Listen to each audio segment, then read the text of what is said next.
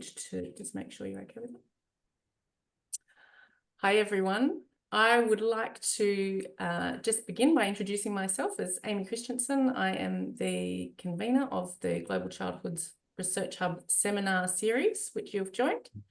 And I'd just like to begin this seminar first by acknowledging all of the traditional owners of the lands from which we're joining today.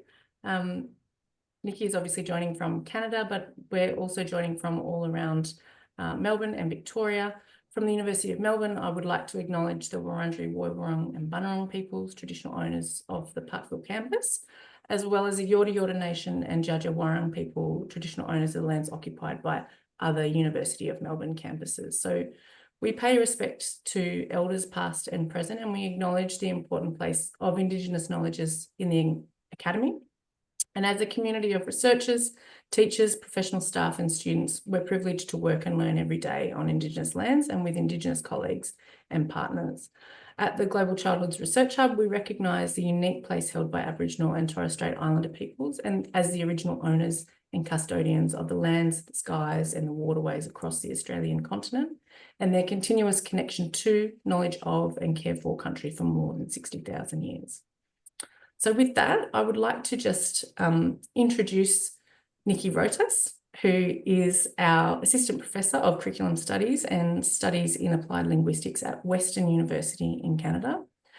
Nikki's research interests include or pertain to early childhood pedagogies and philosophy with children and the field of curriculum studies, particularly the role of affect in teaching and learning.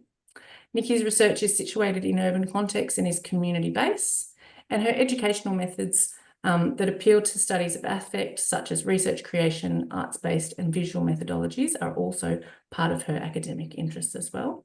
So welcome, Nikki. Thank you so much for joining us. It's about 8 p.m. where Nikki is, and she does have a sick baby at home. So we are incredibly lucky to have her with us here today. And we will be recording the session. Nikki will be sharing some slides and she'll speak probably for about 30 minutes to about 40 minutes, just depending on how it goes. And then we'll have time for questions. So please feel free to pop questions in the chat, but to turn off your mics, you're free to leave on your cameras if you'd like to, so that Nikki has some feedback from the audience. And yeah, without further ado, thanks very much for joining us, Nikki. Take it away. Great. Thanks, Amy, for the introduction, and Nicola and Sonia for the invitation, and just really providing a platform where I could share my research that I'm doing. So thank you so much. I appreciate it. And to Angela, I wish I could see your students. So I'd like to thank them also for joining us here today. I hope that they enjoy the presentation as well. Okay, so I'm just going to share my screen here and pop up my PowerPoint. If at any time you cannot hear me or see any of my slides, I will be playing a video later on in the presentation as well. So if there are any sort of audio issues, please just let me know and we'll figure it out. Okay, so my presentation today is titled Non-Canonical Philosophy with Children. It's my recent or my current project that I'm working on. And so for today's presentation, I thought I would break it up into two parts. And so the first part, I'll give a little bit about context and the community and the children that I've been working with, and kind of just to give you a background of the kind of work that I've been doing, and also to ground my work theoretically and within a particular methodological framework. I think that might help us make some sense around my past projects and how they connect to the kind of work that I'm doing now. And at that point, we can also just pause for questions if you'd like, or again, use the chat and just ask away. I'd be happy to answer any questions along the way. And then we'll switch to part two of the project, which will be my current project, Non-Canonical Philosophy with Children. I'll talk a little bit about that project and a children's book series that we've been creating. Okay, so I think that sounds good.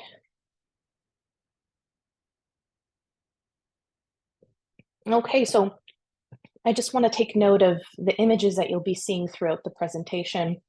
This is a wonderful image created by one of my past graduate students, who is a trained illustrator based in Iran. And she created these wonderful images for our first book, which I'll share with you later on in the presentation. So you'll see these lovely images throughout the presentation. Okay, so school and community context. I am based in Canada, in Toronto, Ontario. And I've been working with this particular community and school for about 10 years now. I work generally with children ages 4 to 9 years old. And children and families are mainly from East and North Africa, South and Central Asia, and the Middle East. And I've had quite a few projects with this particular school. And some of them include environmental education, so building ecological literacy within a school, outdoor play and learning, working with children in kindergarten who are about 4 or 5 years old to think about play and different kinds of play, risky play, if you will. And also throughout my work, I've been working with visual methodologies, wearable cameras in particular, and rethinking data collection methods. And I think, Angela, that was maybe the paper that you read with your students on mashing, correct me if I'm wrong. And so, yeah, that was one of the projects where students were given access to the data. So the data that they collected that was shared with the students. And what they did was ended up making short films out of their learning process. So that's all in that paper. And just really the point of that paper that your students read was just, rethinking the way that researchers collect data, share data, having students being part of the documentation process and what that looks like, and the potential of that for future research and practice. So what do these projects all have in common? And often my work engages with a social issue or a concerned or a contextualized challenge. So for example, the outdoor play, the environmental education work that I did with the school, that was a need that the school initiated. It was something that at that point, they wanted to build ecological literacy within their school. There was also some curricular connections that they were interested in developing. And so this is the way that this research project started. The outdoor play and learning project, for example, the school had recently built a new playscape for the kindergarten program. And so they were interested in examining how that space was used, or how could that space could be used in an optimal way. And so another part of the work that I do, I'd like to think of it as interdisciplinary. So not only at the curricular level, thinking about integrating subject matter, so thinking about, science, technology, environment, or thinking about literacy and art. This is usually how I think about creating activities when I'm working with children. And importantly, it's just really listening what children, tell us, what matters to them, what are they interested in, what does that community need or want. So these kinds of practices over an extended period of time with the same community. And so in doing that, there builds a lot of, time and trust with this community and with the children. And ultimately, when I'm thinking about interdisciplinarity, I'm thinking about curriculum, I'm, thinking about theories, methodologies, and I'll talk about that in the next couple of slides. I'm thinking about a process. I'm interested in the process of learning. So, and what that looks like. So creating, presenting, performing, reflecting, which was part of the mashing project, for example, responding, analyzing. And a theme that you will see throughout my research projects, and especially in the current research project, is the need to think about, or the valuation of affect and emotion in schools. And so this is what I'm have been developing, and really think is important in research and my future research. So my work is grounded in post theories and methodologies, and to be more specific, I'm working within a post-qualitative tradition, drawing on Elizabeth St. Pierre's work. And I mean, that's her 2013 publications, most notable to me, but of course there are others that are more recent if you're interested in that area of research or thinking about methodology in that way. My work is also theoretically grounded in a post-developmental paradigm. So again, I think this really lends well to thinking about learning as a process, valuing creativity and experimentation in your teaching and your learning practice. And I've been developing effective practices and thinking about affect through theories and concepts such as the minor gesture, drawing on artist and philosopher Aaron Manning's work, Brian Masumi's work, and thinking with a lot of process philosophies such as like Deleuze and my past work, and Whitehead.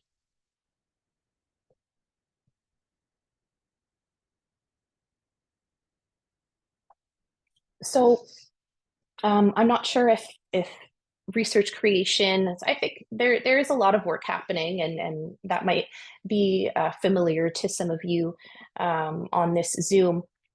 So within a Canadian context, our largest funding agency, the Social Sciences and Humanities Research Council, created a category called Research Creation in 2012, and really gave an opportunity for scholars to think about their work creatively, to be given the freedom to experiment, and I work within this methodological paradigm as well. And some scholars might refer to it as an arts-based methodology, and that's okay too. And it can look like many different things. And I really like working within this framework because it does allow for flexibility, malleability, if you will, creativity. And again, for me, research creation is not always necessarily about creating an art product or an artwork, even though it can be that. It's about a process, again, a process of experimentation, and just really the flexibility to do that. All right, so that's part one to kind of set us up for the current project that I'm working on. Are there any questions or thoughts you might like to share at this point? If not, that's okay.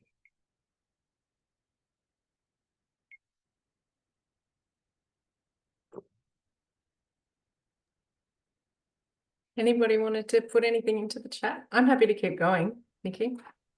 Sure. Thanks for letting me take a water break. I have a bit of a dry throat, so thanks for the pause. I needed it. Yeah, No problem. I'll put mine Okay. in because I just had an idea for a themed edition of my journal, Global Studies of Childhood, from your work. So I'll put it, I'll as we go on, I'll think about it and I'll put it in the chat before the end. Yeah, no worries, no worries. Great. Okay. So part two, non-canonical philosophy with children. Oops. Okay, I'm stuck here. There we go. Okay, so this is a 2-year pilot project based in Toronto again, within the same school and community. This time I'm working with children ages 8 and 9, so it's a 3-4 split class.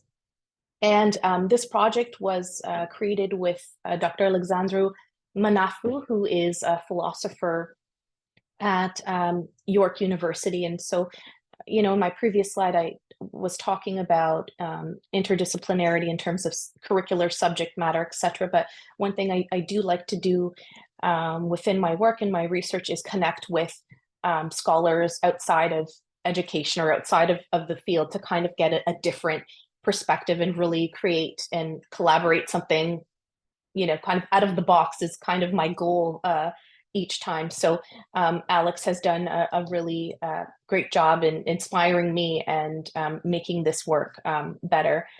And so we're in the first year of the project, heading into the second. And so we've conducted a few workshops and have created our first book in the series, which is entitled The Envious Squirrel and the Magic Hazelnut.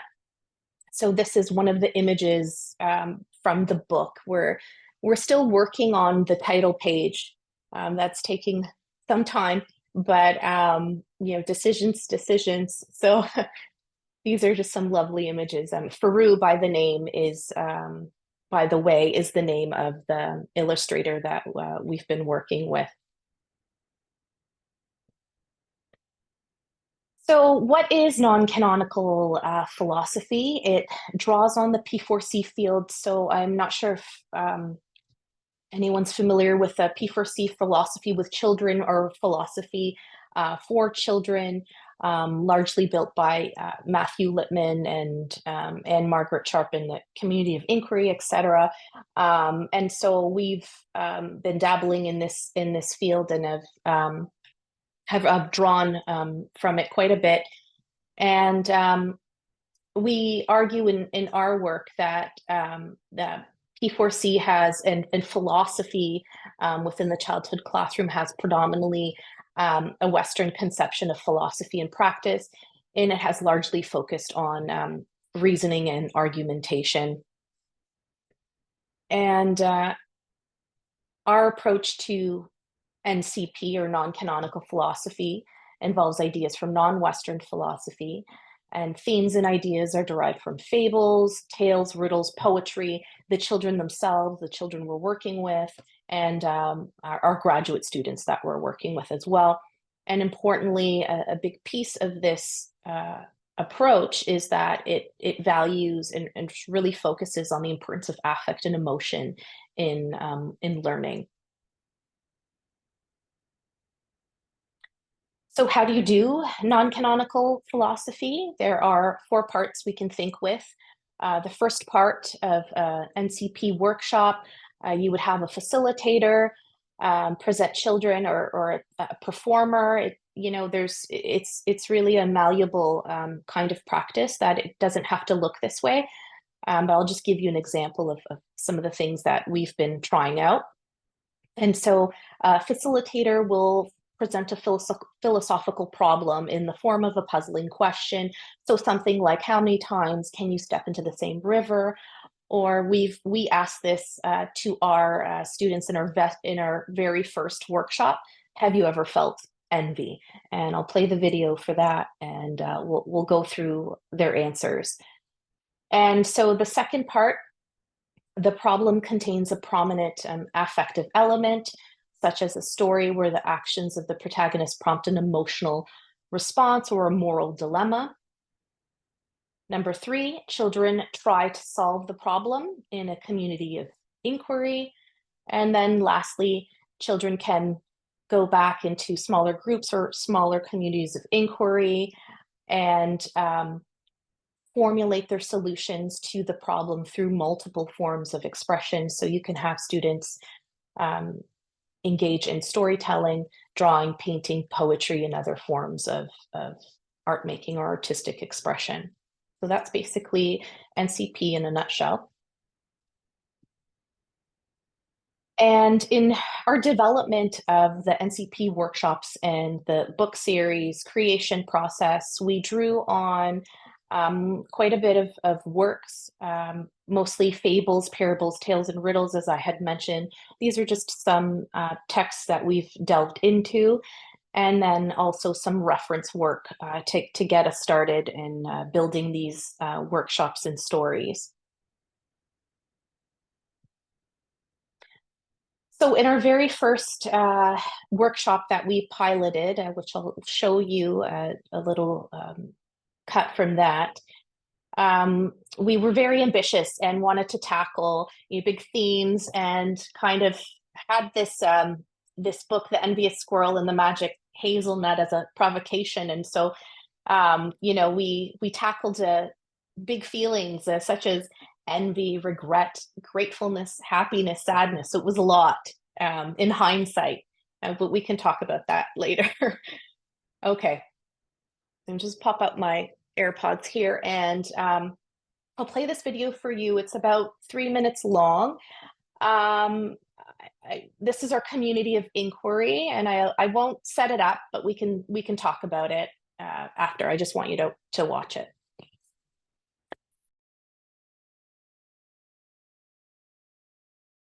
While playing with her friends, the squirrel saw a new kind of animal in the forest. It was a bird, but one like the squirrel had never seen before. It was blue, and it had a large tail made of many colorful feathers. It was a peacock. The squirrel couldn't take her eyes off the peacock. The peacock's feathery tail was the most beautiful thing the squirrel had ever seen. Her tail was furry and brown, but the peacock's tail was colorful and gorgeous. I wish I had such a tail, the squirrel sighed. At that moment, the squirrel felt a strange feeling in her chest. See how big and beautiful the tail of the peacock was? And at that moment, when the squirrel said, I wish I had such a tail, she felt a strange feeling in her chest. What was the feeling that she felt? Yes? She might feel jealous. Jealous. Yeah, exactly. Anyone else? You wanted to say the same thing? What did you? Yeah, she was jealous of the peacock. Another name for jealousy is envy. She felt envious of the peacock. It's the same, means the same thing. Yeah. Or like doesn't the squirrel also has a tail? Sorry? The squirrel also has a tail. She had her squirrel tail, which was furry and brown, but the peacock's tail was blue and big and beautiful. And the squirrel said, I wish I had such a tail. At that moment, she felt this strange feeling in her chest, which was jealousy, envy. Now, let's ask this question. I want you to tell me, what is envy or jealousy? It means the same thing. Yes. Does it mean like you wish you had something that someone else had? And you don't have. Very good. It's exactly what it means, right? So jealousy or envy is the feeling you get when you wish you had something that someone else has, but you don't have, right? Envy. Now, have you ever felt envy? Someone else. I want to give someone else. Yes. Yeah. So I should say that it's okay to feel envy sometimes. Everyone has felt envy. Me too. Okay? Everyone. It's a normal feeling. But what is this feeling? So let's hear.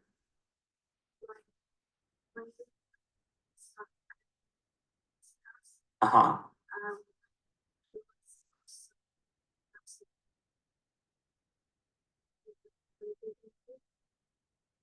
Okay. Yeah, I see. That makes sense. Thank you. Yes? When my brother just turned 14 and he could get a credit card, but I couldn't. Okay.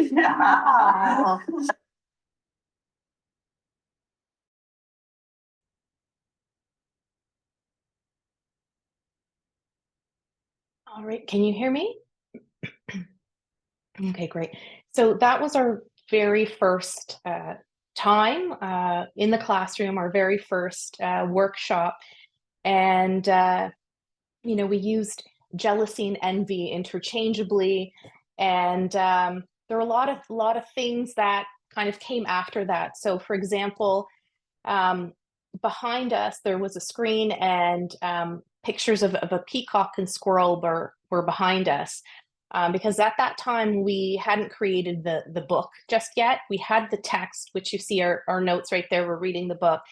but the illustrations came much later. So we ended up creating AI-generated versions of the peacock and the squirrel, which I don't really think helped the process too much. Like, I think if we had the book, it would have been a different experience. But you know, in this kind of work, it is what it is. But I'll show you some of the images that we were developing kind of as we're going. So we had the text, and then the images came later. And so these are some of the initial images of the book. And then here's when we added some color to them, and it just turned out wonderful.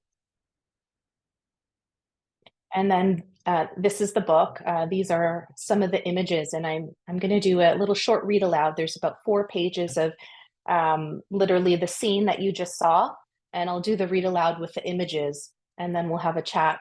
We'll have a chat about it. Okay. One day, while playing with her friends, the squirrel saw a new kind of animal in the forest. It was a bird, but one like the squirrel had never seen before. It was blue, and it had a large tail made of many colorful feathers. It was a peacock. The squirrel couldn't take her eyes off the peacock. The peacock's feathery tail was the most beautiful thing the squirrel had ever seen. At that moment, the squirrel felt a strange feeling in her chest.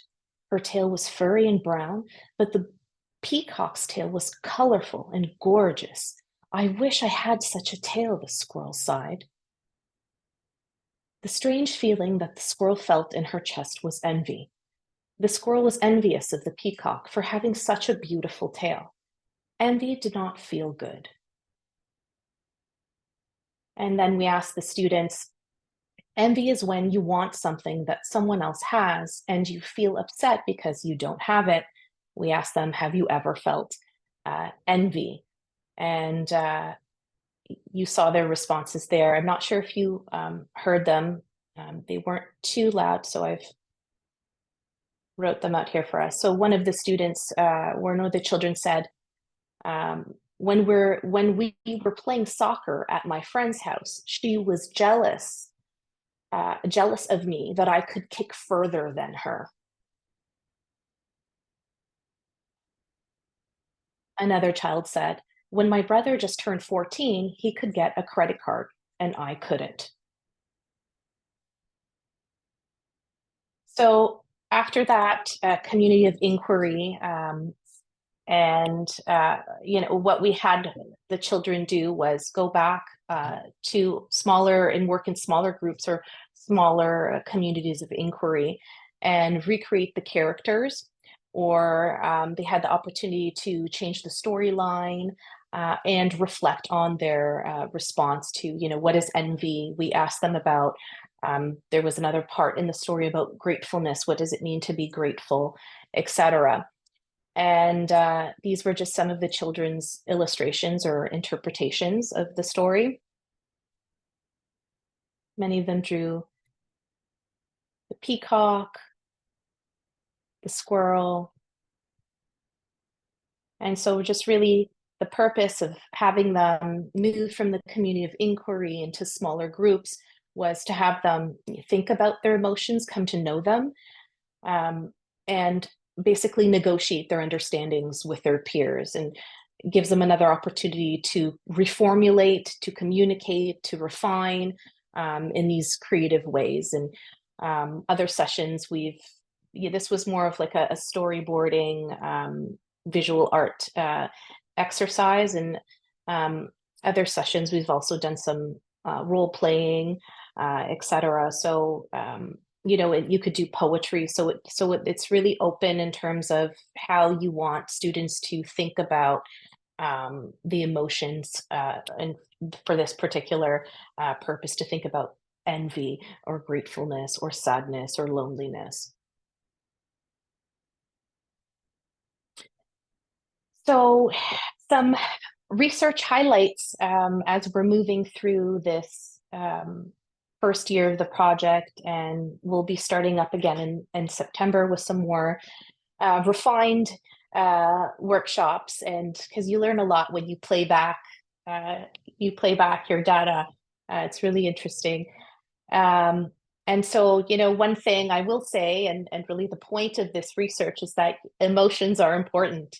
And, I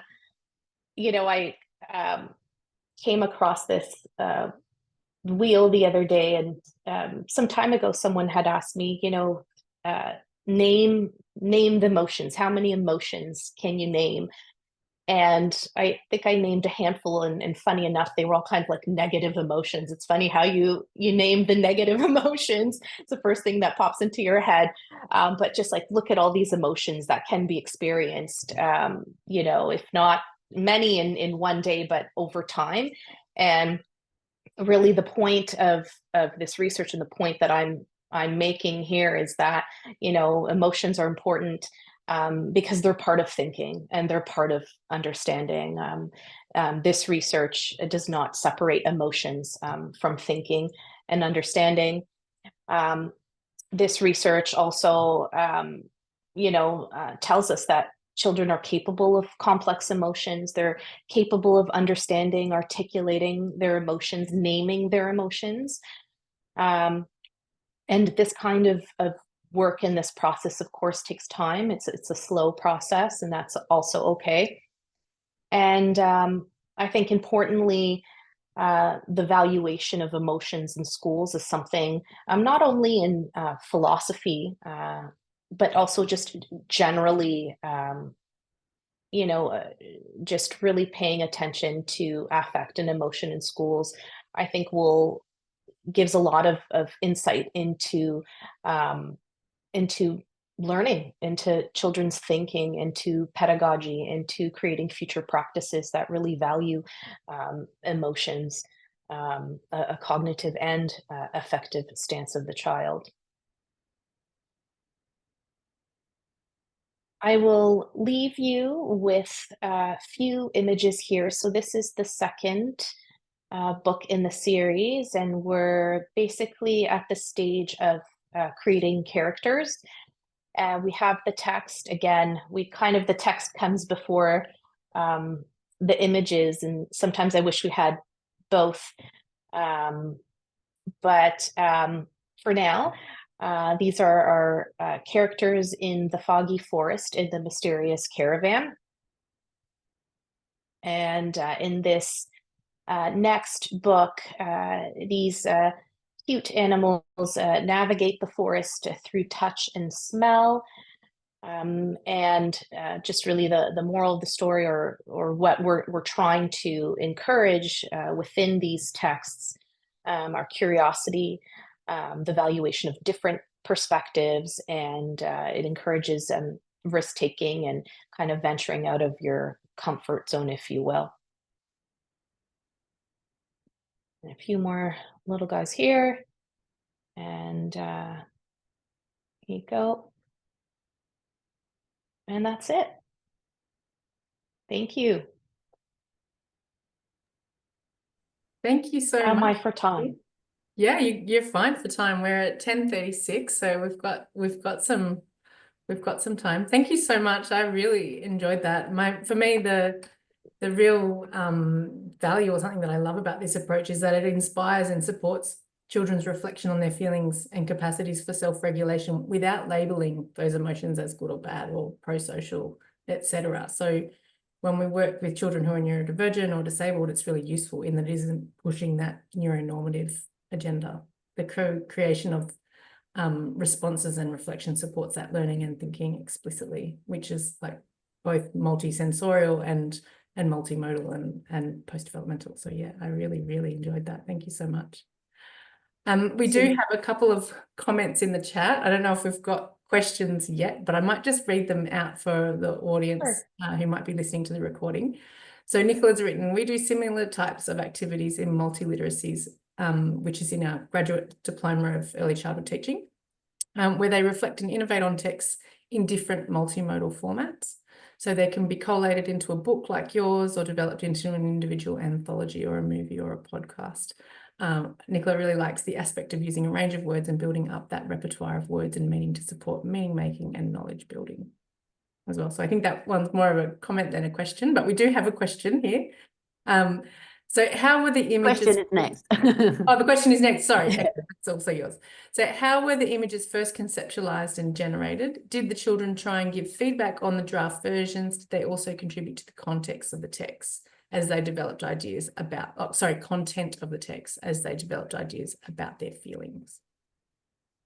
Yeah, so a really good question, Nicola. So this was the very first session, this very first workshop and book. And so we created the book ahead of time and used that as our like provocation. So what I do want to do though is have the children be more involved in the creation of the text. And the images were created with the illustrator, who was my student. And so that's how this first book was created. But absolutely, I mean, the potential in having students or children create the books and the images is a really great idea. Yeah. I saw a lovely example last year of year 5 and 6 children. So they were just a bit older, so they're 11 and 12, and they had some lovely. They had gone through that process like you with the story. They hadn't talked about their emotions particularly, but it's more about innovating on text. And then they created anthologies around a topic, which were multimodal. So I really like that idea of you having the book and then them being able to innovate on it and come up with their own books or their own anthologies. It doesn't have to be a book, or their own movies or a podcast. Yeah, so that's fantastic. I loved it. Thanks for the question. Thank you. Sonia has also written in the chat. Oh, sorry. Did you want to answer that question?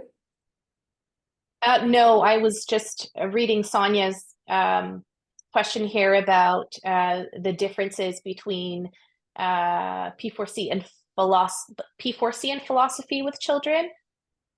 Philosophy for children and the difference between the for and the with. For and the with. I mean, I think it's being used interchangeably. From my perspective, I'm more with the children because it's with the children as opposed to for, from my perspective, sounds more of a project of implementation as opposed to a process of working with the children and developing ideas with the children. So definitely I would opt for the with, and I tend to use the with as opposed to the for. So I think there's so much debate around this, and it's I'm highlighting it because of that. Because of the idea. There is, as you know, a lot of theory and philosophizing about P4C and whole associations. There's a Victorian association for philosophy for children. There's an Australian association, and it's all P4C in schools as well. And yet, when we talk about what we're doing, we're actually working with the children. I think if you were to write something next, by any chance, then that idea of really highlighting that this is something that we're engaging with the children on is a really important thing to stress and really elevate that idea further. Yeah, and I think that really lends well.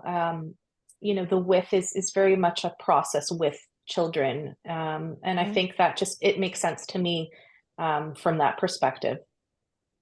Yeah, absolutely. And the mashing idea and all, that is absolutely with the children. Thank you. I loved your presentation. Thank you. Thanks. Thanks so much, Nikki. Angela's written a question from one of the students in the chat. What do you think about bringing popular culture into the room to illustrate the theme? For example, in Inside Out 2, envy is one of the key emotions introduced. Absolutely. I mean, why not? Why not? Actually, this is one of the things that I said before. One of the ways that when I work with children, I work with schools, and I work with communities, I ask them, well, what are you interested in? What is it that you're watching? What is it that you're singing? So I'm interested in what they're interested in, and then working together to create whatever it is that comes up. So absolutely, I absolutely would bring in movies, songs.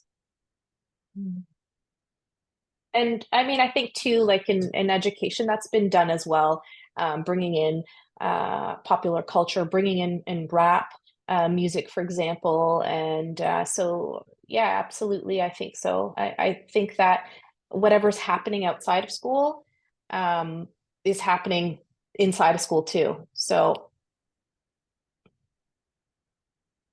okay.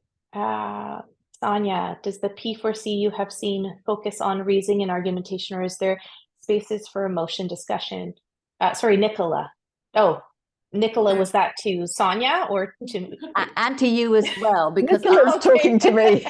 yeah, no, I didn't mean to put it out there for everybody to see, because I was just you highlighted the difference between the canonical and the non-canonical, including the Western perspective. But you talked about the focus in the on reasoning and argumentation, or was it? Yeah. And I just wondered if there's I mean, to me, you can't separate out, reasoning and argumentation, or even even interpretation, but without talking about feelings and sort of, I mean, you can't really separate them out, but I get what you're trying to do. It's just, I guess, in that traditional philosophical approach, it's much more specifically not focused on emotions. Much more specifically focused on critical thinking. Yeah, and the learning of critical thinking, and that's interrogation. That is that. Yeah, and there's specific steps. Yeah, that are to be followed, and it is a very Western. Is it like because I mean here they're interrogating their feelings in a very articulate way, and absolutely, I like the way that it's based in the story. The sort of the context. I think that, Nikki, that's what you highlighted from the beginning, was that context, and I thought that was nice. And then this, what one of our students has asked about, popular culture being that. I think Bluey's really good at this. Yes, absolutely, and it arises out of what the children are engaged with at the moment. Do you know Bluey, Nikki? I do, and unfortunately, my baby or my toddler now, I guess, is not too into Bluey just yet. But I've watched a couple. I've watched a couple episodes. I do have a niece who was into Bluey. Now that's changed. So yeah, it's actually quite a cute cartoon. Yeah. We're a bit biased, I think. There are a few more questions here, sorry. There are a few more questions. So there's another student question from Angela's class. Is there potential for this technique to be expanded to explore other areas with children, to extend out from emotions, so into social issues, for example? Absolutely. I think that this practice, definitely. And again, it depends how, for working with children and thinking about a process, and, I had mentioned before, like a contextualized challenge or a need or a want with the children you're working with, or with the school or community. It can definitely be about a social issue. Great question too. Thank you, Angela's class. I'm really enjoying your contributions here. Jason's written in the chat as well. I like that too, Nicola, and I'm drawn to thinking about a sound bank that could go with an emotional wheel and then could be used in animation of the stories and other multimodal retellings of feelings, or sorry, other modes or modals of retelling of feelings. Nikki, have you explored soundscape storytellings about feelings? Wow, great question. I have a colleague in Philadelphia who does a lot of sound studies or sonic studies. Who has been working with sound and in terms of, well, he's a curriculum scholar. So myself, I have not really engaged with that, but that sounds really interesting with the wheel. You've given me an idea now. That wheel, I'm just going to thank you. Who was the scholar that you mentioned in Philadelphia? Oh, this is Gershon, Oh, yeah. Walter Gershon. Yes, Does a lot of sound sonic studies, I believe. He refers to it in that way. And so does John Walker, who he was. Oh, yes. He's gone to Michigan now. I think he was in Boston, that's right, and he's gone to Michigan. He's done some nice stuff, and he's done a bit of stuff around sound as well. We've just had a look at a few of his things. And Cassie Brownell and yeah, well, Cassie and him are like besties. Yeah. I just saw that wheel and I was just thought, oh, that's like a color wheel, you know, like because I've been painting lately and I've been thinking about what my painting's telling me about myself, and it's very dark, and I think I need to explore some color a bit more. So when I saw that wheel, I started thinking about what my emotions might be, you know, my subconscious artistic sort of expressive self, I guess. But then I started thinking, well, wouldn't that be cool to have a sound one, where you've like you map out these things and it becomes like you could overlay them all, become this synesthesia of feeling, of how we feel about a moment, and it could be expressed in all sorts of ways. So thank you for that. As you give me a spark of inspiration. Speaking of sparks Thank you. information as well, Nicola's just written in the chat, your notion of mashing with the focus on student voice, children being visible inner community learners, and children documenting their own learning gave me an idea of themed edition of Global Studies of Childhood, her journal with Sage. So around post-qualitative research with children across the ages of schooling, not just in early childhood. I need to go and check, as we have one coming out on children's agency, but stay tuned for that. This has been a really generative discussion in that perspective, hasn't it? So there's no more questions in the chat. Did anyone else on screen want to ask any questions? Well, it's a comment, I'll confess. This was so perfect. We were talking about a pedagogy of listening and listening differently, and the art of paying attention, and more than human listening. And the mashing article, you talk about how children are expressing, they're being heard, even though it's visual. So it's like a multimodal expression of things that they care about. And then people around them who watch the videos can be listening differently by paying attention to those videos.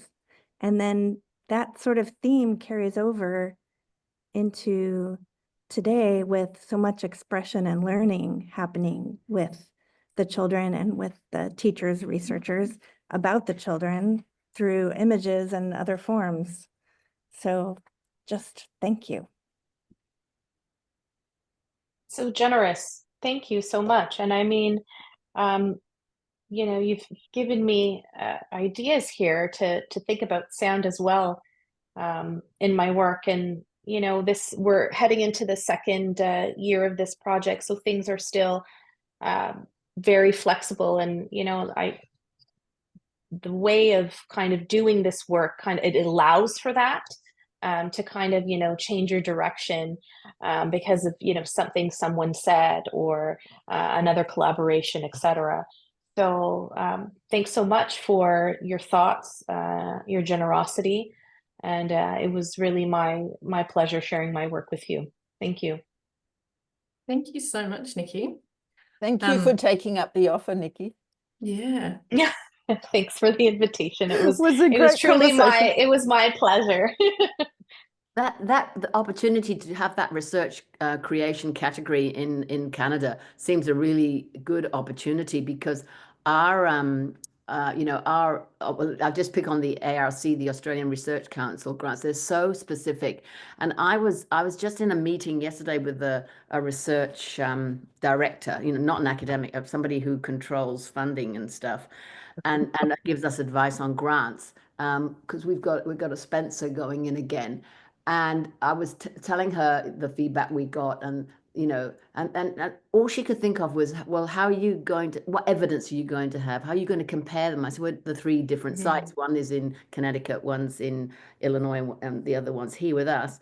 And I said, we're not comparing them. We're looking at different contexts, you know, and we're doing it this way. And they immediately jumped to that area, and that's what the ARC funds. Whereas, you know, and we have a very strategic game whereby we say we're going to do that, and then we don't do it, or we do bits of it. But so this research creation, I think that's something that we should think about at our university level even. Would we look it up on the SS, 3 S's and a P, isn't it? 2 S's, 2 S's and a P. S's and an H, sure. And an H. I mean, I know the grants. I just forgot the acronym. You know, yeah. I'll look that up, because I think that's just a wonderful opportunity for people like us. Agree. And to think that it's been going since, you said 2012, didn't you? Yeah. Yeah. Yeah, the We're not category doing was anything created new, in 2012. No, I know, but I mean, but what I'm saying is it's so, I mean, our research landscape has just been so much focused on the opposite of that. And I mean, I look at the ARC for the last 3 years, and something as amazing that's come out as artificial intelligence, and what they're funding is just like so boring. I mean, it's just so boring.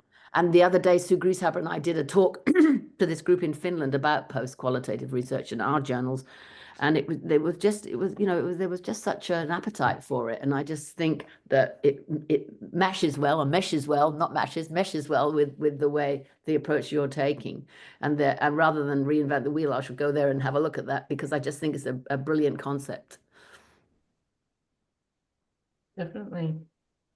Before we close, Nikki, Melina has put a very last question in the chat for us. How do students respond when their voices or ideas are heard and responded to and incorporated, and what changes in understanding or behaviour do you notice?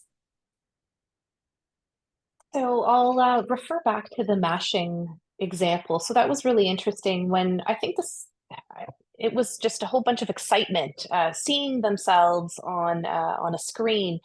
And, they said things like, wow, I said that, or I did that, right? So I think just in saying that, it gives them just an opportunity to see themselves in a different way. In terms of, I think understanding their behavior or changing a behavior, I don't know. I didn't really look at terms of changing a behavior. But I think, it was just an opportunity for them just to see themselves in a different way, and to take notice of things that they did say, didn't say, and the way that they interacted with their peers. Thanks so much. Great question, Melina. So if there are no further questions, I'd like to just wrap up by saying thank you so much, Nikki. It was a really, really interesting presentation, and it's generated quite a bit of discussion and thinking. So very much appreciated. I'd really like to say thank you to Angela for bringing your students along, and for everyone else for joining. This is a bit of a funny time for us. We don't usually do mid-morning sessions, but it has allowed us to have Nikki join us from Canada. So that's been really, really great. And we are recording. Nikki's going to check some permissions around some of the children and images and things that she shared. So we may be able to make it accessible on our website. And if so, hello to everyone who's watching the recording. And if not, if anyone would like just a copy of it for their own use, we might be able to check that as well. And Nikki, I might talk to you about sharing the slides or any further information as well. But can everyone just join me in saying thank you very much, Nikki? And yeah, we'd love to have you back another time to talk more about your research. Great, thanks so much. It was truly my pleasure. Thank you for having me. Thanks, everyone. I'm going to stop the recording now.